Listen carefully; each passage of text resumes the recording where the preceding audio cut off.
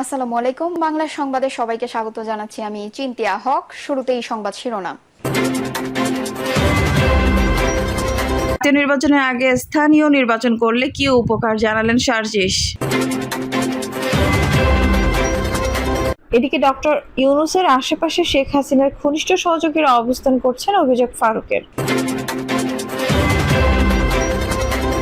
জানাবো জনগণের ভোটের অধিকারের সঙ্গে একচুল ছাড় হবে না, বলছেন ইশরাক। আজকালের মধ্যে ইশরাকের শপথ না হলে বড় আন্দোলন হতে পারে, বলছেন সালাউদ্দিন আহমেদ।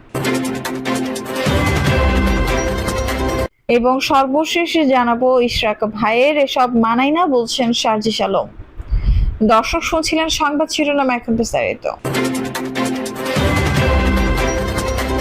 জাতীয় নির্বাচনের আগে স্থানীয় নির্বাচন করলে কি উপকার জানালেন শারজিস। জাতীয় নির্বাচনের আগে ঢাকা সিটি কর্পোরেশন সহ স্থানীয় নির্বাচন চেয়েছেন জাতীয় নাগরিক পার্টির এনসিপি উত্তরাঞ্চলের মুখ্য সংগঠক শারজিস আলম। ওই পোস্টে শারজিস লিখেছেন, জাতীয় নির্বাচনের পূর্বে ঢাকা সিটি কর্পোরেশন সহ সব স্থানীয় নির্বাচন হোক, তাহলে ইশরাক ভাইয়ের মতো যোগ্য ব্যক্তিরা তুলনামূলক লেভেল প্লেয়িং ফিল্ডে প্রতিযোগিতা করে গ্রহণযোগ্যতা এবং জনপ্রিয়তার মাপকাঠিতে জনপ্রতিনিধি নির্বাচিত হবেন। তাছাড়া জাতীয় নির্বাচনের পূর্বে স্থানীয় নির্বাচন হলে আরও গুরুত্বপূর্ণ কিছু বিষয়ে জনগণ এবং দেশ উপকৃত হবে। বর্তমানে স্থানীয় সরকারের বিভিন্ন পর্যায়ে অফিসগুলোতে জনপ্রতিনিধির অভাবে যে সেবাগুলো বিঘ্নিত হচ্ছে, জনগণ সেই সেবাগুলো আবার পেতে শুরু করবে। জাতীয় নির্বাচনের পূর্বে স্থানীয় নির্বাচন সরকারের বিভিন্ন গুরুত্বপূর্ণ অংশ লিটমাস টেস্ট হতে পারে, যেমন নির্বাচন কমিশন, আইন শৃঙ্খলা রক্ষাকারী বাহিনী, বিচার বিভাগ স্বচ্ছ নিরপেক্ষ নির্বাচনের জন্য এগুলো কতটা কার্যকরী ভূমিকা পালন করছে সেই লিটমাস টেস্ট হতে পারে। অতঃপর প্রয়োজনীয় অনুযায়ী সংশোধন, সংযোজন, পরিমার্জন, বিয়োজন হতে পারে। সরাসরি জাতীয় নির্বাচন হলে যদি অপ্রত্যাশিত কিছু বিষয় পরিলক্ষিত হয়, তাহলে সেগুলো সংশোধনের আর সুযোগ থাকবে না। নির্বাচন প্রশ্নবিদ্ধ হবে ক্ষমতাসীন সরকারের অধীনে মার্কা দিয়ে কিংবা সিলেকশন প্রক্রিয়ার নমিনেশন দিয়ে ক্ষমতাসীন দলের মাইম্যানকে বিভিন্নভাবে প্রভাবিত করে জনপ্রতিনিধি করা হয়। কিন্তু এই অন্তর্বর্তীকালীন সরকারের সময় সে স্থানীয় নির্বাচন হলে মাইম্যান নয়, বরং জনগণের রায়ে জনগণের ম্যান জনপ্রতিনিধি হিসেবে নির্বাচিত হওয়ার অধিকার সম্ভাবনা থাকে। বিএনপি এই মুহূর্তে সবচেয়ে বড় রাজনৈতিক দল, তাদের কর্মী থেকে শুরু করে সমর্থনেরও সবচেয়ে বেশি, তাদের প্রতিনিধিদের নির্বাচন হওয়ার সম্ভাবনাও বেশি। তবে গুরুত্বপূর্ণ যে বিষয়টা হবে সেটি হচ্ছে তাদের একাধিক প্রতিনিধির মধ্যে সবচেয়ে গ্রহণযোগ্য এবং জনপ্রিয় মানুষটি নির্বাচিত হবে। চাঁদাবাজ, ক্ষমতার অপব্যবহারকারী, সিন্ডিকেটের অংশীদার, তেলবাজরা জনপ্রতিনিধি চেয়ারে বসার সুযোগ পাবে না। আশা করি এই বিষয়ে তাদের দ্বিমত থাকবে না। আগে স্থানীয় নির্বাচনের কথা বলছি বলে এখানে যেন জাতীয় নির্বাচন পেছানোর ষড়যন্ত্র খোঁজা না হয়। প্রয়োজনে জাতীয় নির্বাচনের তারিখ ঘোষণা করে দেওয়া হোক, সেটা নিয়ে আমাদের আপত্তি থাকবে না। ডক্টর ইউনূসের আশেপাশে শেখ হাসিনার ঘনিষ্ঠ সহযোগীরা অবস্থান করছেন, অভিযোগ ফারুকের। অন্তর্বর্তীকালীন সরকারের প্রধান উপদেষ্টা ডক্টর মোহাম্মদ ইউনূসের আশেপাশে শেখ হাসিনার ঘনিষ্ঠ সহযোগীরা সক্রিয়ভাবে অবস্থান করছেন বলে অভিযোগ করেছেন বিএনপি চেয়ারপারসন উপদেষ্টা জয়নুল আবেদিন ফারুক। তিনি বলেন, করিডোর ও নির্বাচন ইস্যুতে বর্তমান পরিস্থিতি এই অভিযোগের শক্ত প্রমাণ। ফারুক বলেন, করিডোর ইস্যু ও নির্বাচন না দেওয়ায় প্রমাণ করে ডক্টর ইউনূসের আশেপাশে হাসিনার দোসররা ভিড় জমান। তিনি আরো বলেন, করিডোর দেওয়া অন্তর্বর্তী সরকারের কাজ নয়, একটি পূর্ণাঙ্গ নির্বাচন সরকারের এখতিয়ার।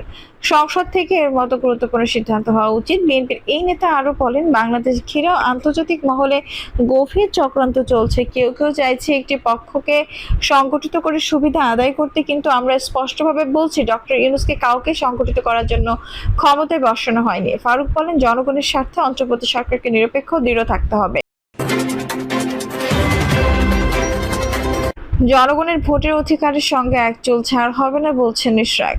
বিএনপির নেতা ইশরাক হোসেনকে ঢাকা দক্ষিণ সিটি কর্পোরেশনের মেয়র ঘোষণা ও নির্বাচন কমিশনের গ্যাজেট প্রকাশের পর এই নিয়ে ব্যাপক আলোচনা সমালোচনা হচ্ছে দেশ জুড়ে। তাকে মেয়র হিসেবে দায়িত্ব বুঝিয়ে দিতে টানা 5 দিন ধরে নগর ভবনের সামনে কর্মসূচি পালন করছেন তার সমর্থকরা। ফেসবুক পোস্টে তিনি লিখেছেন, মেয়র ফেয়ার কিছু না, অন্তর্বর্তী সরকারের কতিপয় ব্যক্তির অন্তরে ক্ষমতার লোভ ও এটি চিরস্থায়ী করার কুৎসিত সত্যতা বের করে আনাটাই ছিল মুখ্য উদ্দেশ্য। তিনি বলেন, অনেক সমালোচনার মাথা পেতে নিয়েছি, পিতা মাতা তুলে গালি গালাজে চুপ করে সহ্য করে গিয়েছি, কারণ একটাই, এদের চেহারা উন্মোচন করতে হবে গণতন্ত্রের স্বার্থে, জনগণের ভোটের অধিকারের স্বার্থে সর্বশক্তি দিয়ে এরা ঢাকায় বিএনপি মেয়র আটকানোর চেষ্টার মধ্য দিয়ে আগামী জাতীয় নির্বাচনে কি ভূমিকা পালন করবে তা ক্লিন কাটে বুঝিয়ে দিল। ইশরাক হোসেন আরো লিখেছেন, কোনো কথা চলবে না, যারা নিরপেক্ষতা শুধু বিসর্জন দিয়েছে নয়, বরঞ্চ একটি দলের প্রতিনিধির কাজ করেছে, তাদের অবিলম্বে পদত্যাগ করতে হবে। এরা হাসিনার মতোই বিচারকদের হুমকি দিয়েছে, নির্বাচন কমিশনকে চ্যালেঞ্জ করছে, উচ্চ আদালতে হস্তক্ষেপ করেছে এবং আমলাতন্ত্র হাসিনার দোসরদের সাথে নিয়ে লম্বা কুচক্র পরিকল্পনা করছে। একদিনে তাদের এসবের সবার নাম পরিচয় প্রকাশ পাবে। তিনি বলেন, হাসিনারেও বলেছিলাম কবরটা ঠিক করাই আছে, আল্লাহর হুকুম থাকলে সেখানেই হবে ইনশাল্লাহ। লড়াই শেষ হয় নাই, হয় দাবি আদায় করব, না হয় আল্লাহর নির্ধারিত স্থানে মাটির নিচে শায়িত হব। গণতন্ত্রের সাথে জনগণের ভোটের অধিকারের সাথে একচুল ছাড় হবে না। 2020 সালের 1 ফেব্রুয়ারি ঢাকা দক্ষিণ সিটি নির্বাচন হয়। বিএনপির প্রার্থী ইশরাক হোসেনকে 2.25 লাখ ভোটের ব্যবধানে হারিয়ে আওয়ামী লীগ শেখ ফজলুল নূর তাপস মেয়র হন। গত 27 মার্চ ফজলুল নূর তাপসকে বিজয়ী ঘোষণার ফল বাতিল করে বিএনপি নেতা ইশরাককে মেয়র ঘোষণা করেন ঢাকার প্রথম যুগ্ম জেলা জজ ও নির্বাচনী ট্রাইব্যুনালের বিচারক মোহাম্মদ নুরুল ইসলাম। ট্রাইব্যুনালের রায়ের অনুলিপি পেয়ে গত 22 এপ্রিল গ্যাজেট প্রকাশের বিষয়ে আইন মন্ত্রণালয়ের পরামর্শ চায় সাংবিধানিক সংস্থাটি। এরপর 27 এপ্রিল ইশরাক হোসেনকে ডিএসসিসি নতুন মেয়র ঘোষণা করে গ্যাজেট প্রকাশ করে নির্বাচন কমিশন ইসি। এদিকে ইশরাক হোসেনকে ঢাকা দক্ষিণ সিটি কর্পোরেশনের মেয়র পদে বসানোর দাবিতে বৃহস্পতিবার 15 মে সকাল 9টা থেকে লাগাতার অবস্থান কর্মসূচির ঘোষণা করা হয়।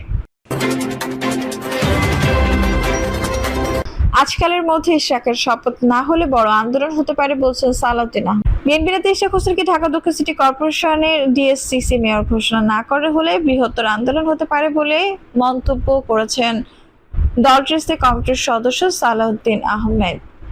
আজ অথবা আগামীকালের মধ্যে ইশরাকের শপথ আয়োজন করার জন্য অন্তর্বর্তী সরকারের প্রতি আহ্বান জানিয়েছেন তিনি। সালাউদ্দিন আহমেদ বলেন, ঢাকায় কয়েকদিন ধরে জনগণ নগর ভবন তালাবদ্ধ করে রেখেছে, চতুর্দিক থেকে ঘেরাও করে রেখেছে এবং আলটিমেটাম দিয়েছে স্থানীয় সরকার উপদেষ্টাকে। আদালতের রায়ে মেয়র ঘোষিত হয়েছেন ইশরাক। নির্বাচন কমিশন আদালতের রায় মেনে যার নামে গ্যাজেট প্রকাশ করেছে তাকে আপনারা শপথ গ্রহণ করবেন না, বিভিন্ন ইস্যু করছেন, তাহলে এটা আইনের শাসন হলো? তিনি বলেন, ইউনূস সাহেব ও তার কম বয়সী উপদেষ্টারা মনে করছেন তারা আইন মানবে না, কোর্টের আদেশ মানবেন না, ইলেকশন কমিশন গ্যাজেট নোটিফিকেশনকে তোয়াক্কা করবেন না, তাহলে গণতন্ত্রের বিপরীতে আপনাদের যাত্রা শুরু হলো। আমরা সবসময় আপনাদের সহযোগিতা করেছি, এই সরকারকে সহযোগিতা করার জন্য আমরা প্রতিশ্রুতিবদ্ধ। তার মানে এই না যে আমরা দস্তক দিয়েছি, আপনাকে যা করবেন তাই সহ্য করব, বলেন এই বিএনপি নেতা। সালাউদ্দিন বলেন, আমি আহ্বান করছি অতি অল্প সময়ের মধ্যে ঢাকা দক্ষিণ সিটি কর্পোরেশনের মেয়র হিসেবে আদালত ঘোষিত ইঞ্জিনিয়ার ইশরাক হোসেনকে শপথ গ্রহণ করানোর ব্যবস্থা করুন, অন্যথায় ঢাকার এই আন্দোলনকে কেন্দ্র করে আরো বৃহৎ আন্দোলন হতে পারে।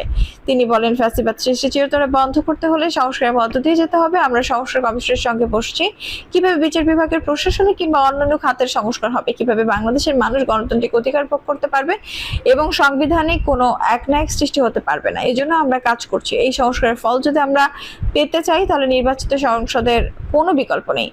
আমরা সে কথা বললে অন্তর্বর্তী সরকার খুব নারাজ হয়। রাজনৈতিক দলগুলো যদি নির্বাচন না চায় তাহলে আর কি চাইবে? বর্তমান সভ্য দেশে গণতান্ত্রিক শাসন ব্যবস্থার জন্য নির্বাচনের কোনো বিকল্প নেই, কিন্তু সেই নির্বাচনের কথা বলে তারা গোস্বা হন বলেন তিনি। একজন নারী উপদেষ্টা বলেছেন, গণঅভ্যুত্থান যাদের নির্বাচিত করেছে তারা যদি 7 নির্বাচিত হয়ে থাকেন। দর্শক, এই ছিল এখনকার সর্বশেষ সংবাদ। নিউজটি ভালো লাগলে অবশ্যই একটা লাইক দিন, কমেন্টে আপনার মূল্যবান মতামত জানান। সবসময় আমাদের পাশে থাকতে সাবস্ক্রাইব করে বেল বাটনটি অন করে রাখুন। ধন্যবাদ।